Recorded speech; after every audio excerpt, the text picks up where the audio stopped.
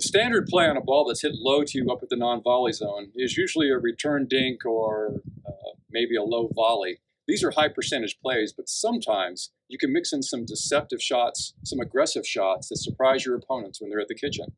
These shots require more skill than your regular dinks, volleys, and ground strokes. You're going to need to put in some practice time to not only perfect your technique, but to disguise your intentions as well. So let's take a look at how you can mix up your game and keep those other guys guessing. First, keep in mind that you need to find the right ball to attack, namely what I call a dead dink, when the ball is hit medium depth in the kitchen with a nice bounce so that it sits up a bit in front of you. When this happens, try to contain your excitement and make your shot look like a dink until the last second. Your goal is to disguise and surprise. When attacking a low ball with both teams at the kitchen, it's best to go after the player in front of you or split your opponents with an aggressive shot. These shots are the flick, the drive, and the roll, or rollover. The flick uses almost no backswing as you flick the paddle with a short snapping motion, sending the ball at the upper body of your counterpart. Yeah, you're often trying to hit the other player. This is perfectly acceptable pickleball in competitive or tournament play. Just make sure it's okay with the rest of your group when playing for fun. You don't want Gretchen keying your car in the parking lot afterwards. Here's what the flick looks like. Notice the lack of a backswing and the quick wristy motion that sends the ball into the upper body. This ball isn't hit hard, so even if you hit your buddy up high, they should survive the experience. However, one more reason to wear protective eyewear when you play. You can also drive the ball into your opponent's body with an aggressive stroke that's designed to beat their reaction time. You're not necessarily trying to keep the ball on the court, you're just trying to catch a piece of their paddle or body. The best place to aim your attack is the hip and armpit area of their dominant side, forcing them to chicken wing with their backhand or awkwardly flip their paddle to their forehand. Be careful of driving the ball directly at their paddle or you may get counterattacked by a skilled opponent. If you're a kinder, gentler soul, you may prefer your winners with a minimum of pickleballs bouncing off your friends. Then you can use the rollover shot.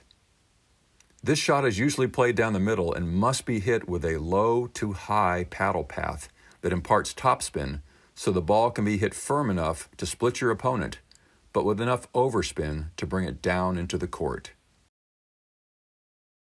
Just make sure not to film this shot with a cheap tripod and an expensive camera, unless you have a friend with great hands and reflexes. See how the paddle starts below the ball and brushes over it with a compact motion. Don't try to physically roll your wrist over too much or you won't make solid forward contact. The low to high swing path with a short to long follow-through will do the trick. In addition, notice how my wrist pushes forward right before contact and stays in that position through impact. This adds power and drives the ball low as I brush over the top of it. Also, note that my paddle doesn't start much further back than the kitchen line, or my hip. A bigger backswing telegraphs your intentions. For younger players, I assume it would instant message your intentions, I don't know. One way to set up this shot is with a cross-court dink wide to the backhand that opens up the middle. Sometimes you may need to take a step back or to the side to give yourself room to execute the shot. This may reveal your intentions, but getting in good position may allow you to hit a good enough shot that it just doesn't matter. One other deceptive shot to play from the kitchen isn't as aggressive, but it's just as diabolical. A well-disguised lob is one more tricky play at the kitchen that will have the other team muttering to themselves. The shots you've just seen are played when both teams are at the kitchen. But there's also a deceptive shot you can play when the other team is back in the court. The drop shot. The key to making one of these shots we just saw is to make it look like a dink until it isn't. The key to the other stroke, the drop shot, is to make it look like a hard volley or overhead until it isn't. There are two situations that suit this shot well. One is when your opponent hits a hard drive from back on the court. Your goal is to take their pace and deaden the ball into the kitchen. You can angle the ball off the court or drop it low with a little side spin or underspin. You want to keep your grip soft and feel like you're almost catching the ball with your paddle.